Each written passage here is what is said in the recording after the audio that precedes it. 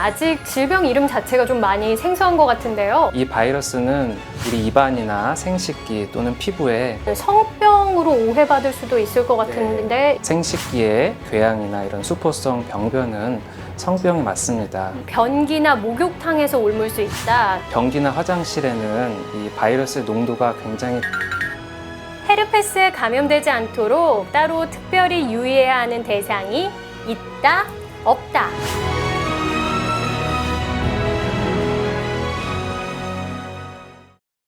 네, 오늘은 헤르페스에 대해서 자세히 알아봅니다. 이비인후과 송창면 선생님 모셨습니다. 안녕하세요. 안녕하세요.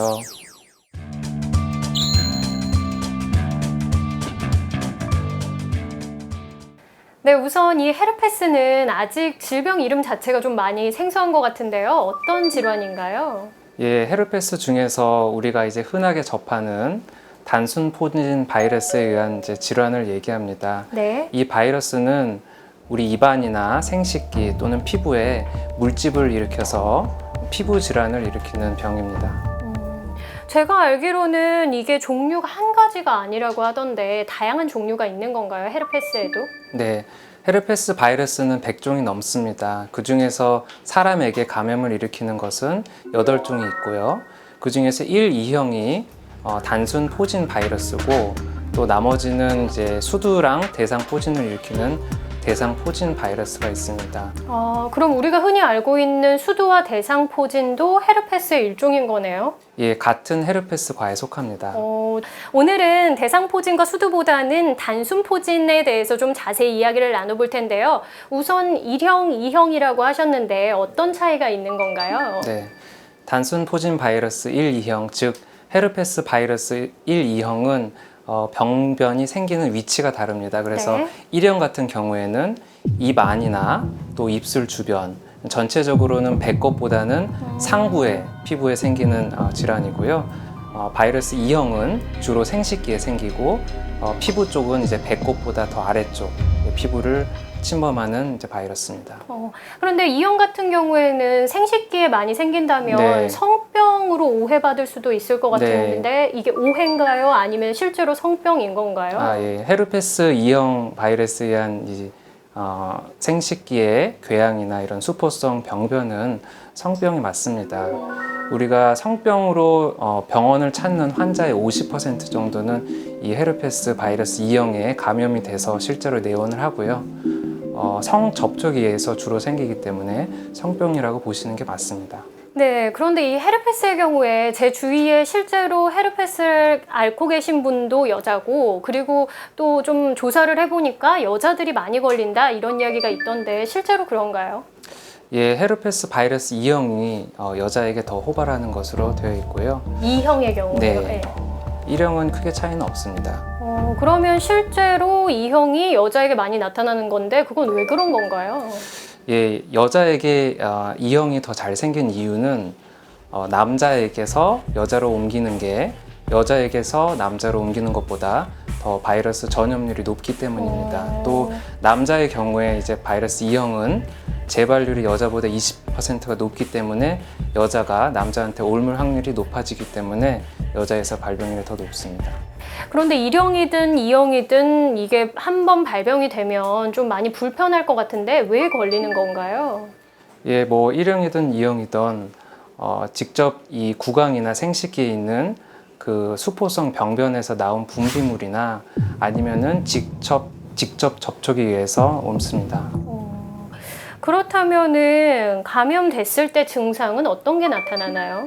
예, 뭐 위치에 따라서 다른데 우리가 이제 입안에 생긴 경우에는 처음에 이제 정구 증상이 나타납니다. 그래서 하루 이틀 동안 몸살 기운이 있고 또 열이 좀 나기도 하고요. 목에 림프절 같은 게 부을 수가 있습니다. 그런 증상이 생긴 하루 이틀 이후에 입안에 물집들이 여러 개가 생길 수 있고 이것들이 이제 터지면서 그 아래쪽에 하얗고 노란색의 궤양성 병변을 남기면서 치료가 되고요. 이 수포성 병변의 특징은 한 2주일 정도 지나면은 흉터 없이 완전히 아문다는 특징이 있습니다. 그러면은 그냥 두고 기다리면 되는 건가요? 특별한 치료 없이? 일단은 뭐 옛날에 약이 없었던 때는 그렇게 했지만 요새는 이제 항바이러스제나 이제 소염제를 사용해서 좀 더 빨리 낫는 경우가 있고요. 특히 이제 물집이 터지면서 주변에 있는 세균이 감염이 될 수 있습니다. 이걸 2차 감염이라고 하는데요. 특히 입안에는 우리가 이제 굉장히 많은 세균들이 살고 있습니다. 그런 게 이제 2차 감염을 일으킬 수 있기 때문에 세척용 이제 가글링하고 입안 위생을 깨끗하게 하는 그런 치료를 같이 받으시는 게 좋습니다. 네. 헤르페스에 대해서 다양한 이야기 나눠보고 있는데요. 여기서 잠깐 각종 질병에 대한 오해와 궁금증을 풀어보는 오해와 진실입니다.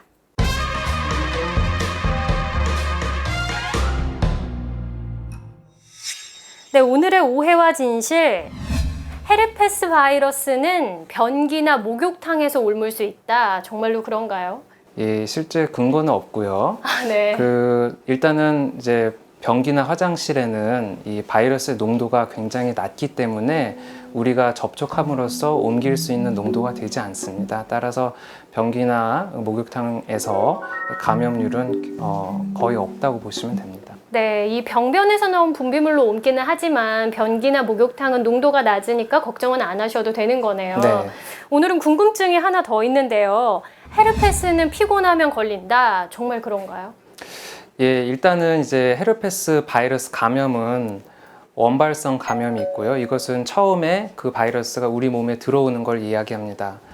하지만 이 바이러스의 특징은 신경절 속에 오랫동안 잠복해 있다가 다시 이제 바깥으로 나오면서 병이 재발하는 특징이 있거든요. 그래서 이 원발 감염은 피곤한 거랑 크게 관련 없습니다. 우리 몸에 들어오면 걸리는 거고, 하지만 이게 신경절에 잠복해 있다가 나올 때는 주로 이제 피곤하거나 스트레스를 많이 받거나 영양이 결핍되는 등의 이제 면역 저하가 생겼을 때 나오는 경우가 많습니다. 그래서 피곤하면은 헤르페스가 재발이 되는 건 맞습니다. 피곤하다고 헤르페스에 걸리진 않지만 피곤하면 원래 가지고 있던 보인자들이 활동을 할 수는 네. 있는 거군요. 네. 네, 계속해서 헤르페스에 대해서 알아볼 텐데요. 이 헤르페스 중 단순 포진은 물론이고 이 대상 포진에 있어서도 많이 나타나는 게 수포잖아요. 네. 특히나 입가에 수포가 많이 잡히는 것 같은데 네. 구내염하고 많이 헷갈릴 것 같아요. 예, 일단 헤르페스 구내염과 우리가 평소에 이제 입병이라고 말하는 구내염은 다릅니다. 네. 헤르페스성 구내염은 입안에 이제 수포성 질환이 생기는 구내염을 얘기하고요. 우리가 이제 아프타성 구내염이라고 얘기할 때는 물집이 생기지 않고 노랗고 하얀 경계가 명확한 궤양이 생기는 이런 아프타성 병변이 생기거든요. 그래서 그 둘은 구분을 해야 되고, 좀 차이가 있다면 이제 헤르페스성 구내염은 좀 아까 전에 말씀드린 대로 정구 증상이 있을 수가 있습니다. 좀 몸살 기운도 있고 열이 날 수도 있고요. 근데 이런 이제 아프타성 구내염, 즉 일반 우리가 입병이라고 말하는 것은 그런 정구 증상이 없고 또 굉장히 그 아프타성 궤양이 아픕니다. 그래서 식사를 못할 정도로 이런 통증을 일으키는 특징이 있습니다. 이렇게 구분하는 이유는 치료 방법도 다르기 때문인가요? 네. 헤르페스성 구내염은 헤르페스 바이러스 때문에 생기는 구내염이고, 아프타성 구내염은 이제 면역 체계가 잘못돼서 생기는 자가 면역성인 경우가 더 많거든요. 그래서 둘의 치료는 완전히 다릅니다. 네, 이 헤르페스 질환 같은 경우에도 구내염과 흡사하고 또 입병이 나다 보니까 다른 질환하고 오해를 받는 경우가 많은 것 같은데요. 그 중에 치명적인 질병도 있다면서요? 네, 일단은 구내염은 헤르페스성 구내염과 아프타성 구내염만 있는 게 아니고요. 네. 다른 이제 여러 가지 구내염이 있습니다. 근데 이제 구내염만 있는 경우가 있고, 아주 이제 전신 질환의 하나의 일환으로 이제 구내염의 증상이 있는 경우가 있습니다. 이 중에서 굉장히 이제 위험할 수 있는 게 배채병입니다. 배채병은 이제 재발적인 구강 궤양, 그리고 생식기 궤양, 그리고 이제 눈의 홍채염이 생기는 이제 증후군을 얘기하고요. 이제 드물게 뭐 관절 증상이 있을 수가 있습니다. 이런 배채병은 추후에 실명까지 갈 수도 있고 또 이 병으로 사망하는 경우도 있기 때문에 구내염이 생겼을 때 방치하지 마시고 병원을 바로 방문하시는 게 좋을 것 같습니다. 네, 뭐 물론 구내염 중에 시간이 좀 흐르면 낫는 경우도 있지만 이렇게 치명적인 경우도 있으니까요. 자가 진단하시기보다는 불편한 부분이 있다면 병원에 방문하셔서 정확한 병명을 확인하시는 게 중요할 것 같습니다. 그런데 이 헤르페스 질환의 경우에는 재발률이 높잖아요. 그런 네. 만큼 처음에 빨리 좀 단단히 치료를 해두는 게 네. 좋을 것 같은데 네. 이게 또 뭐 워낙에 많이 걸리는 질환이다 보니까 뭐 네. 프로폴리스가 좋다더라, 네. 어떤 게 좋다더라 이런 이야기가 많은데 실제로 효과가 있는 건가요?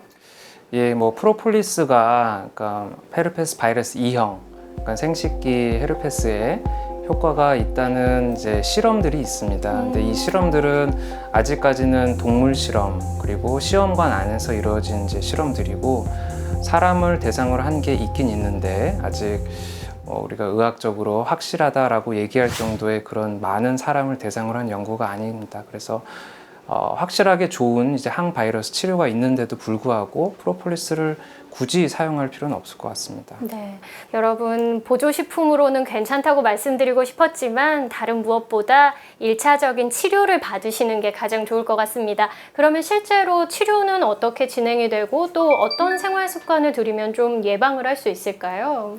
예, 생기는 위치에 따라서 치료가 좀 이제 변화가 있는데요. 네. 주로 이제 구내염 같은 경우에는 우리가 항바이러스제를 쓰기도 하고요. 소염제를 씁니다. 그다음에 입안에 이제 세균 번식을 방지하기 위해서 가글링 약을 쓰기도 하고요. 바이러스 연고를 이제 사용하기도 합니다. 네.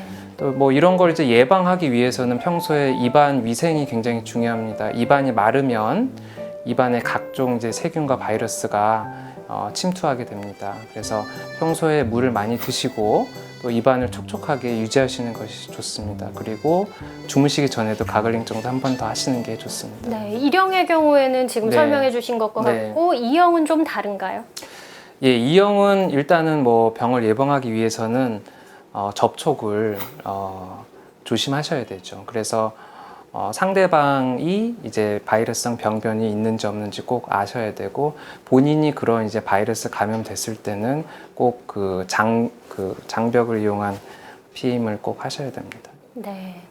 오늘은 헤르페스에 대해서 자세히 이야기 나눠봤는데요. 아직 끝나지 않았죠? 한 줄로 요약해보는 톡톡 처방입니다.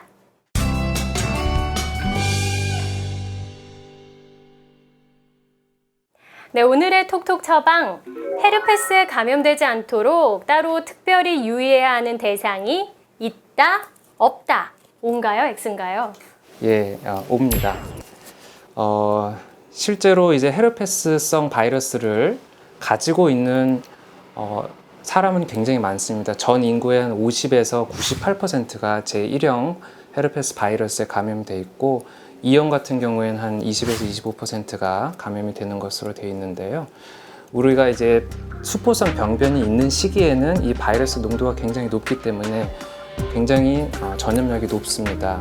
물론 이게 잠복기에 완전히 없다는 아니지만 그래서 입술이나 또 생식기나 또 피부에 이런 수포성 병변이 현재 있는 그런 분들은 접촉을 피하셔야 되고 특히나 신생아, 유아 그리고 임산부들은 이런 감염에 굉장히 취약합니다. 또 산모의 바이러스 때문에 아기가 이제 태어나면서 옮는 경우도 있고 하기 때문에 이런 분들에서는 그런 접촉을 더 피해 주시는 게 좋습니다. 네.